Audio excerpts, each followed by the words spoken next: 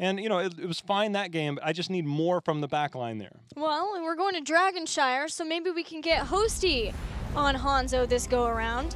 Droplets showed a mean one in the last game, and we've just had a ton of Hanzo plays and playmakers in North America as of late, in the past couple of weeks especially. Well, this is a battleground where Hanzo has always done well. And I guess you could probably say that about every battleground, but you know, we've seen the Grey Mane come up a little bit more for these teams. Sergeant Hammer was first ban material for LFM in the last draft. They ended up banning Tracer in the second ban spot. So this is a map, again, that has the TAS Tracer potential. If they want to pick that up early, they have first pick, maybe pick that up in their 2-3 spot for simplicity. And for LFM, this is generally a place. They have two different styles of play when we were still in double bans. Either they would ban Abathur and pick Dahaka, or they ban Dahaka and pick Urel. And one is they want to isolate solos, and the other is they want to have the jump on globals. The triple ban, it changed a lot of things, but here we'll see if they're still able to get their Urel, and if Equinox has the comfort level on Urel that, say, Swabs did. So when he just comes back, makes his return, and picks Illidan. I'm in. You know, it was early phase 1 that teams would randomly mix in a Kerrigan. I wonder if we'll ever get back to that. I feel it's a matter of time till somebody's like, you know what? This is a Kerrigan game. There's enough taken away on the other side that you just bust out the Kerrigan again, and you just roam for kills all game. Possibly, but if that were the case, then wouldn't we still have someone would have to swap to the solo lane? I feel like you'd have to see a lot of things change, switch up. Probably we're just not going to see it anyway, but that's true. Biggie's played Tyrael, I believe, or another melee for this team. They've had some, during a heavy melee composition, it's happened. Mm-hmm. Talking about Figgy, I wonder if he gets his Jaina this game. You do like Jaina on this battleground, but it's not as favored higher up in the draft. Last ban for LFM, some assassin play. They'll take Phoenix out of the equation. Just give me Hanzo. Or Genji, he's available. Ooh. So I was talking to K1 Pro a couple weeks ago and I said, your Genji was awesome. And he said, yeah, we should pick her more. We just keep, or pick him more. We just keep banning him. And now we get to have K1 Pro back on Genji. This is going to be exciting. So if that's the case, where does that leave Hosty? Phoenix is banned, Raynor's banned, Sergeant Hammer's banned. Hanzo. Hanzo looks very appealing. You get wave clear, you get the damage that you know that Hosty can put out on that hero. It's one of the reasons why he was one of the top damage dealers in all of Phase 1, not just in North America, but globally as well. I know you don't like this combo, but I think it's going to be Genji Lei Mei. Genji Chromie. Unless LFM bans are here. Why don't you like that combo? It takes a long time. To explain? Well, to get kills? Here's the thing. It either is going to win out, and you're like, wow, that looks good, or it's going to look terrible. Okay. And I'm pretty sure it falls in the most of the time it doesn't look good category. It requires a certain team and a certain play style. Anybody can run it. Anybody can win with any composition.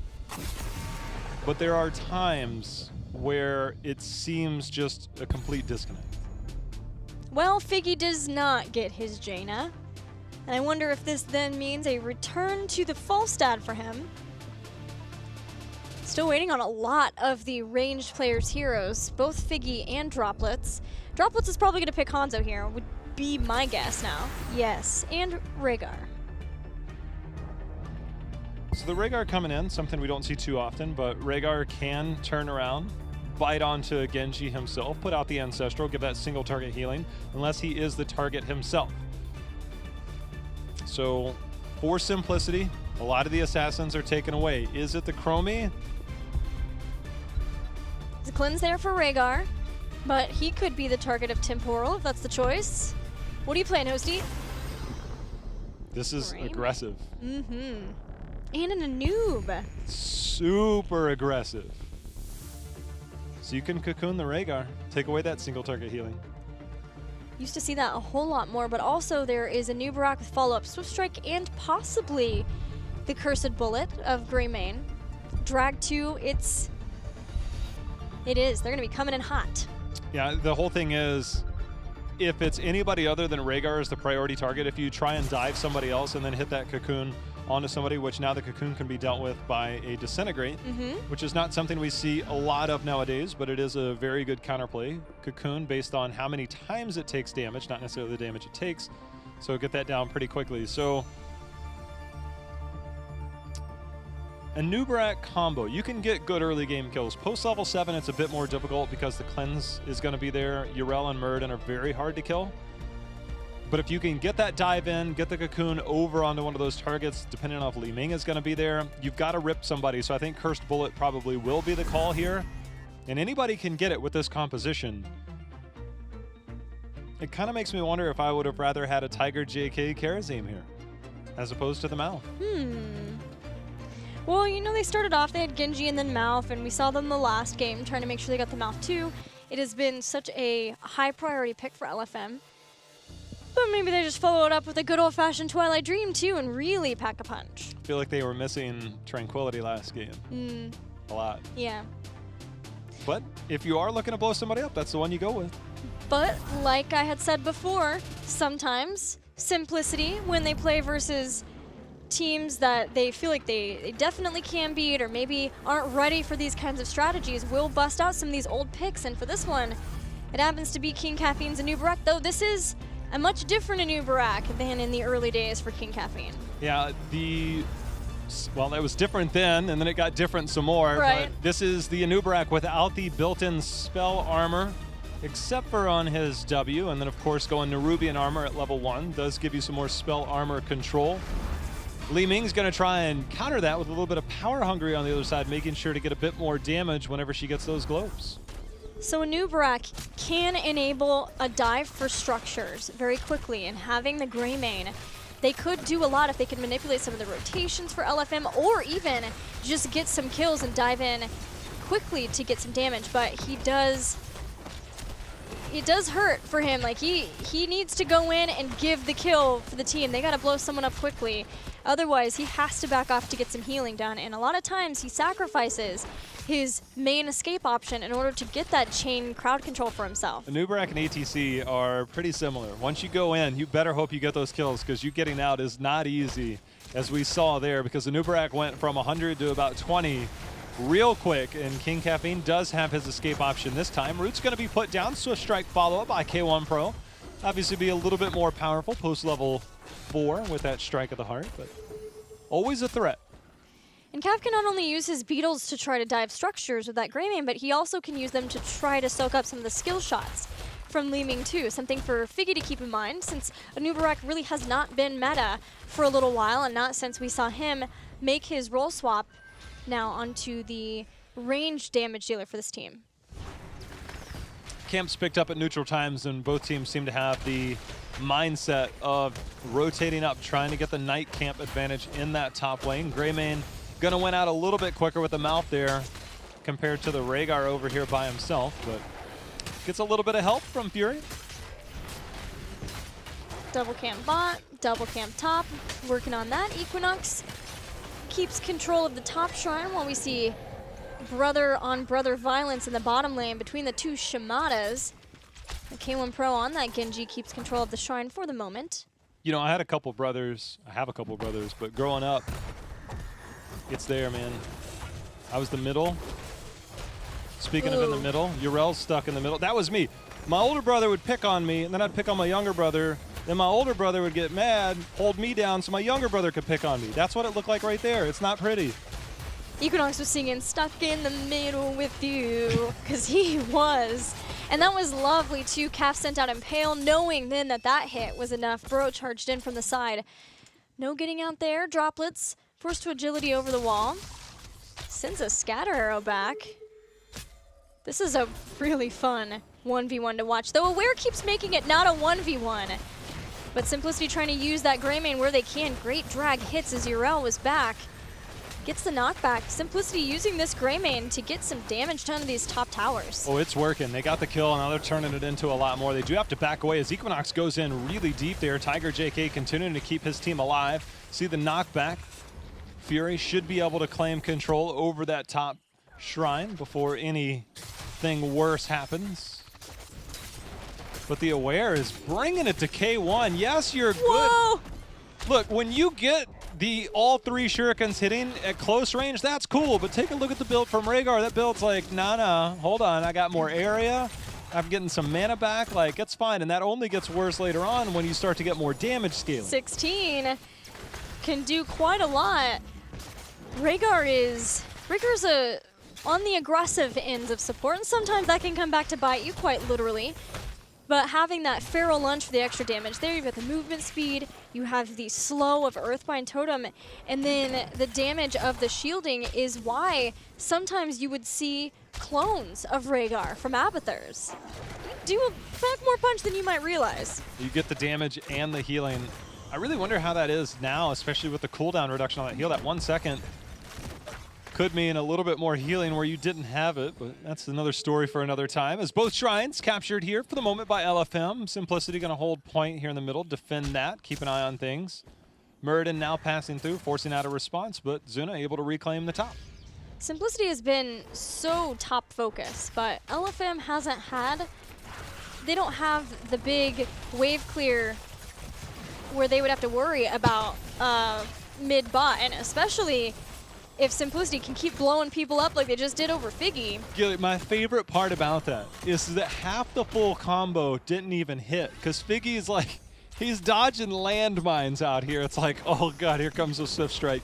And then he dodged the Burrow Charge, but there's still so much more beyond that. You can only dodge so many mines there.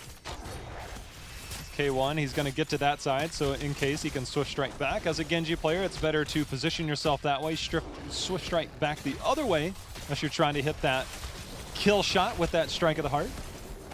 Nice roots from Tiger JK, Lockdown Fury. I thought maybe we'd see Hosty get aggressive and look to dive in on that. With bottom being so staunchly held by Simplicity, they're going to clear out the Giants. And for LFM, it's important for Equinox to get aggressive in the top so that they can take that back. No Dragon Knight yet in this game. Both teams just eking their way in experience up to having heroic abilities. Nice Stormbolt from Fury. Hosty jumped in on it, trying to see if he could dodge away from it. There was a lot of really good micro plays there, but we're holding point for now. Fury getting on K1 Pro, finding his way into the battle. I really want to compliment Droplet's positioning before he had help down there. He was always making sure that he was in range to use his agility to dodge anything that came in. For now, though, both shrines captured here for LFM. 10, however, for Simplicity. Very, very close. There's going to be a stun. Hosty getting a little bit of clutch healing. Oh my. That was roots on 2 people, Li Ming and Muradin, and K1 Pro. It started to go up like, I'm going to stop this Dragon Knight, and then the second that happened, he turned around and he struck straight through those 2 kills to give a double kill to Simplicity. Heroic abilities. They're trying to make a play for something here. They're just going to use that Greymane. As they did bring Dahaka down. They're just going to work on getting some camps since those respawn timers are going to be fairly short here against LFM. We got to go for the throw. Yeah, you know, they're not going into that single target blow up. I think they have enough damage potential, especially now that they did end up picking Twilight Dream. We still might see X-Strike. Dragon Blade can be scary at times. Fury, there's a big question mark where his heroic goes. Yeah, maybe waiting to see if he can Haymaker a K1 Pro after an X-Strike. Actually, there's so much mobility from him. Maybe a Malfurion instead. It suits Fury very well. There's going to be a Dragon's Arrow that parts the seas. Look, if anybody steps out too far, there's still enough minions here. There's the knockback, though, compromising Cap's positioning. There's going to be the Cocoon. Dahaka, mid. That's going to be a DK. DK grabbed. Fury still waiting for that heroic ability. When I saw him move around the side to King Caffeine, I was sure that was going to be a snap lock in and a punch on the bug to send him back to base. Not the case, though. Simplicity having the Dragonite takes out the towers in front of mid. And starting to work his way down to this bottom lane to work on taking out the fort, make this bottom lane a little bit easier for them to control, and work on getting 13 talent tier. Nature's Cure there by K1 Pro. Pretty clutch there. Now there's going to be a Twilight Dream hitting onto multiple members, and the DK just shredding Rhaegar's health bar. X-Strike coming in, trying to put out that damage. No minions here, so these forts are only targeting Beetles, but with the Beetles gone, now it's their turn to get in. Hosty makes his rotation down, getting that gray main value. They need to go in. They need to push every bit of this last 13 seconds out. They have it to Haka. He can get away to safety, but getting one tower down here is a great step. Getting a second might be a bit of a stretch, but for Simplicity, they've made a lot of really good moves in the last 30 seconds. Zuna pops out, gets knocked back. The rest of the team had already rotated up to use that gray main in the mid. It does hit, but it's just on King Caffeine, and a lot of people weren't there quite yet to follow up, as Simplicity had appropriately retreated after losing that Dragonite, but it was a good rotation from Simplicity to put a little bit of extra damage on that mid fort. Not something I feel like we see from Simplicity too much. Well, I think you brought up the point, and the only way that's possible is to use the Anubrak whenever you use your abilities. You spawn the Beetles, and that's the only way they could do it. I would have liked them maybe stay a half second longer, use those Malfurion roots to do the same thing, but that is something we don't see them do. So heads up play by them, getting some more structure damage in, potentially opening up more experience with the next DK. On the topic of experience, LFM finds themselves a little bit behind. They're looking to get aggressive without that even. It's just 13. He dives in. Hosty's here as the gray main. Simplicity more than willing seems to give that up, though. Cameron Pro's going to do what he can to soften some health bars. Isolation's out. Simplicity are looking to see if they can fight over this. Cocoon is out. Burrow charge in. Doesn't hit anybody, but he's in zone control. Also has Bed of Barbs whenever he uses that Impale. It's going to come down, but a nice cleanse. The follow-up with the Dragon Arrow, and two members of Simplicity taking a lot of damage, but not enough follow-up from LFM. Unable to find the damage in that choke point to get any takedowns. No takedowns for LFM, but they steal the camp, which keeps back Simplicity for the moment, long enough for LFM to get 13. They need to clear out bot, so we'll likely see them focus on getting that shrine after the fact. Separating back out, Dahaka's gonna be able to start pushing that top lane. And we see the rest of Simplicity in the mid. And having that mid wave push too, it's gonna be hard for, it's gonna take a little bit of time to rotate someone up to the top lane, especially we don't see Divine Steed for Yrel, having Holy Avenger for a lot more Avenging Wrath, a lot more diving, which seems to suit Equinox, I feel, very well. I was thinking the same thing. The minute I look up and I see Equinox above Yrel, I'm like, okay, this makes sense. Getting that, but Dahaka using that top lane, getting that global, getting that advantage, it's furthering the race towards 16 in favor of Simplicity. LFM, they're going to try and find their way back via camp here at the bottom. But the amount of experience it's going to net them not that high, and Simplicity making a heads-up call here. They're going to get the camp. See if they can stay. With that showing bottom, they now know they can stay here. The Dragon Arrow's fine. Oh, they get knocked off. Wow. That was amazing. Now Equinox gets dragged back, but Equinox knocking people off the point. Similar Zuna style, I would say, to what we've seen from him in Yrel, and that stops a lot of what Simplicity was hoping to gain with 16 and with that top push. Here goes a dive in. Hosty going to be the target. Hops into Worgen form. Roots go down. It's going to buy enough space, and the Impale comes down as well for King Caffeine. 16 almost here for Simplicity as it finally is locked in. You know, Simplicity stayed on that point. They started to back away, but the minute that camp showed pinged, they knew that they had the numbers advantage there, which is why they stayed there. But it was a really heads-up play by Equinox to hold, get into position at just the right moment. So it was very well timed there. LFM, they have this camp. It's going to net them a tower here in the top lane, but not much else. Shows that experience that Equinox has playing in HGC for as long as he did for No Tomorrow / Space Station Gaming. Even spent some time on Gale Force Esports. Oh, yeah. LFM now looking for 16. They haven't really been able to turn any of their aggression into kills, which has been very hard when you consider the fact that this is a Li Ming composition, but they're hanging in there.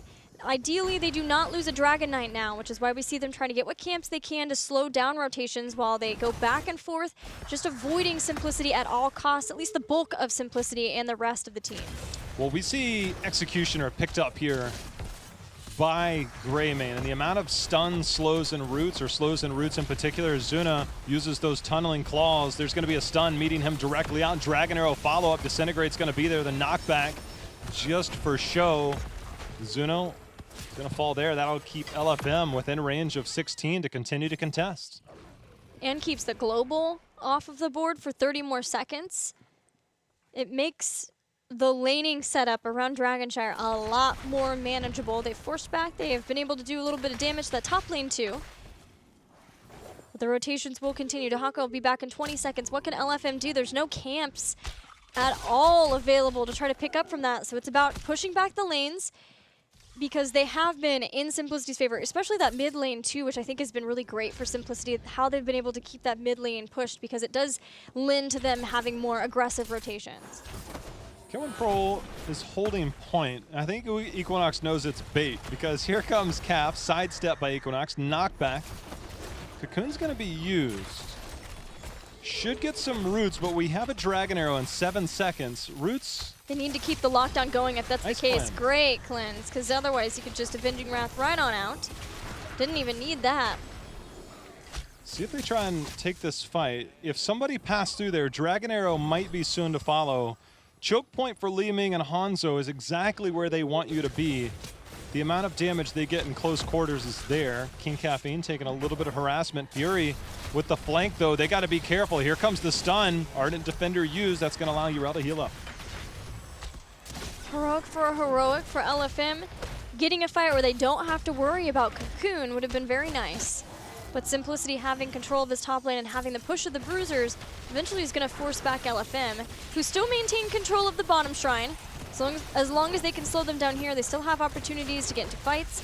But that camp is doing some work in that top lane. That's the reason why LFM couldn't aggress any bit further, because that spell armor is just way too much. Scatter Arrow just off point. Figgy trying to follow up with some Calamity damage, unable to confirm any bit more as King Caffeine sees himself out, stage left.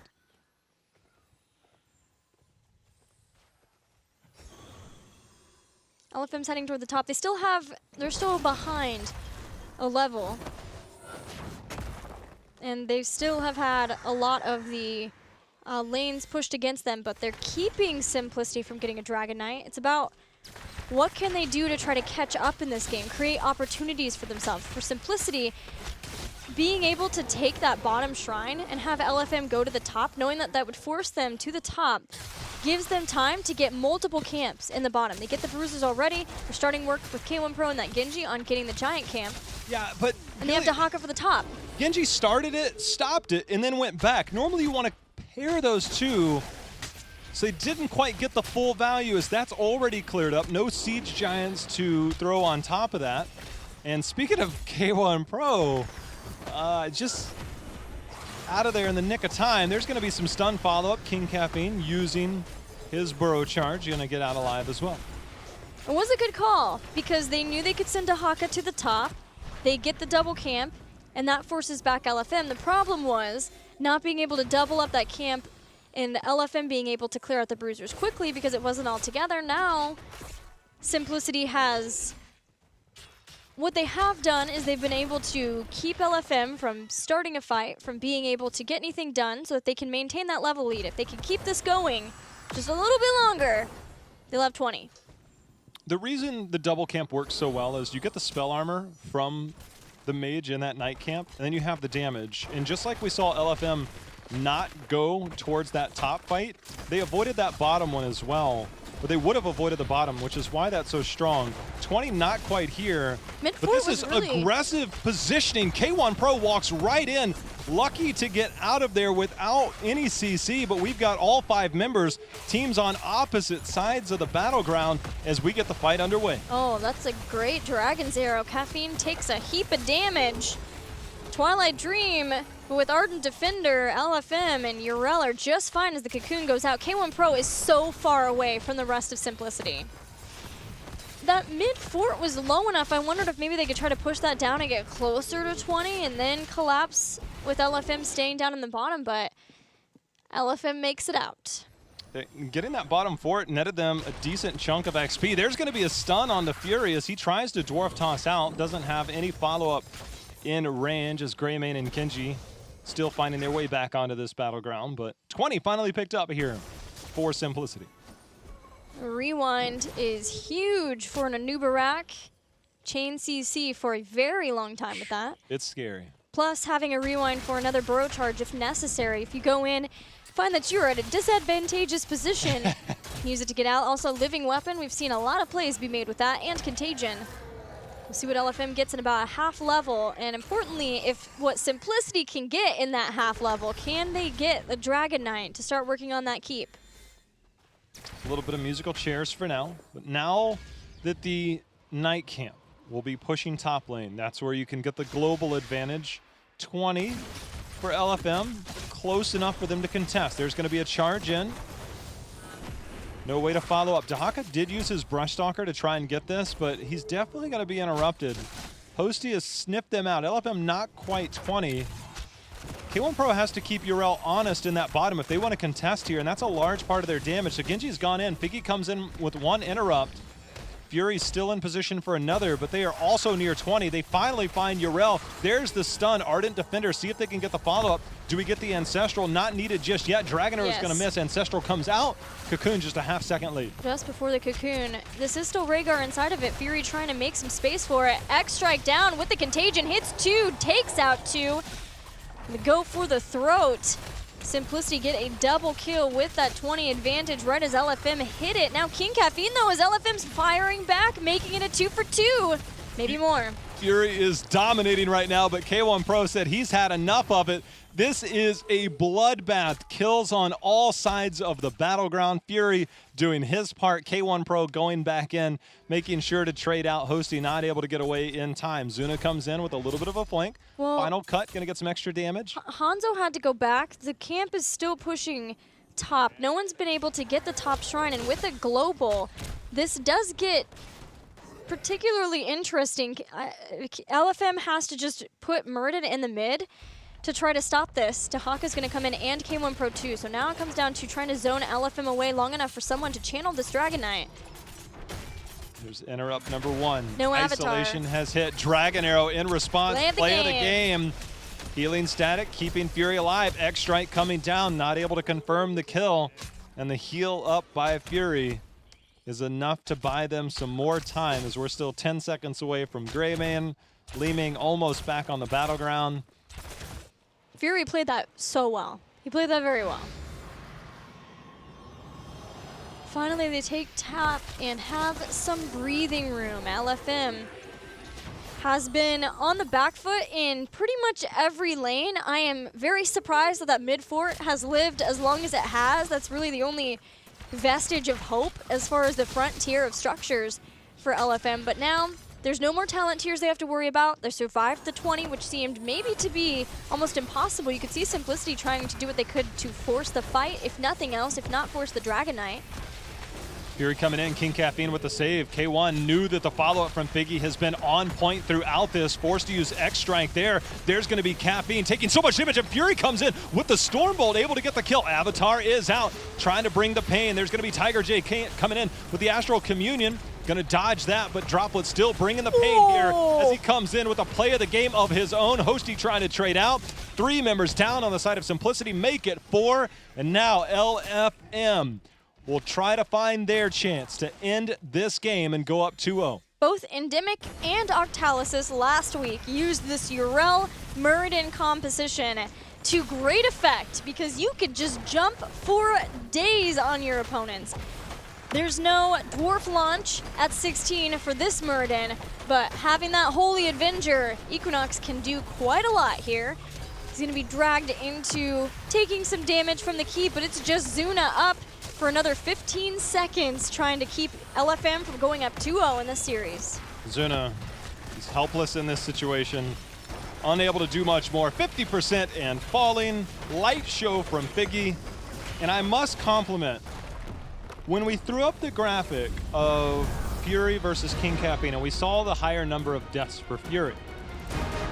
Are some of them warranted? Sure, but he is in the spots where he wants to be, where he wants his team to follow up. And Figgy followed up all of those, or a large majority of Fury going in, getting the stun CC, which is why you saw K1 Pro use that X strike, because Figgy is waiting for those targets, waiting for those callouts, and he was landing a fair amount of them. And you got to credit Fury for leading the charge in a lot of those fights. I also want to give credit to Equinox's URL. I had asked, does he feel confident playing on our newest hero? To HGC, and as it turns out, he does feel very good on that. Did really well in the solo lane, which of course of the utmost importance, talking about Dragonshire versus the global. 2 of Zuna, Equinox just hanging in there just fine and having that follow-up along with the Muradin so that they could Goomba stomp a lot of people, especially at the end. It worked out really well for them. That top invade that we saw from Simplicity looked really strong. It could have been a major turning point in their favor, but the Dragon Arrow into the Equinox knockaway, I think that took away a lot of control, and I feel for Simplicity, took a lot of steam, a lot of wind out of their sails, because they were up very early in that game. I think about 5 kills to 0. Then we saw 1 kill come in for LFM, and they just fought. They scrapped their way back, and they were managing to hold on.